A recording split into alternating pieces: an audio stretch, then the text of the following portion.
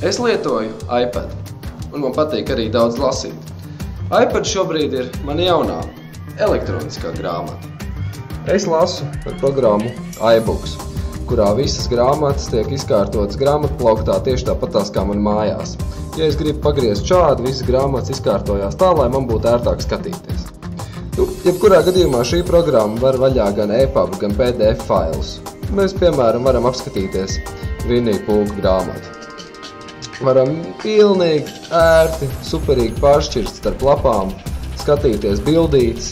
Mēs varam pielāgot arī spilgtumu, tekstu izmēru, meklēt tekstā atsevišķus vārdus, pievienot grāmatzīmes, kurus sasinhronizēt ar savu MacBooku vai arī ar iPhone.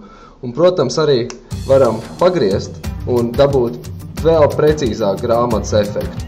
Viena ļoti laba lieta, kas man patīk, ir, mēs varam iezīmēt tekstu, kuru mēs vēl pēc tam varam tulkot, pievienot viņam piezīmes vai arī meklēt meklētājā.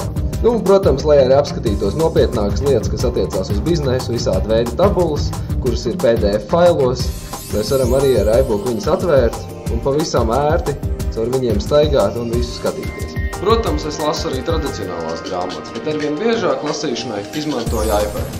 Vairāk par jaunajām iPad iespējām manā blogā.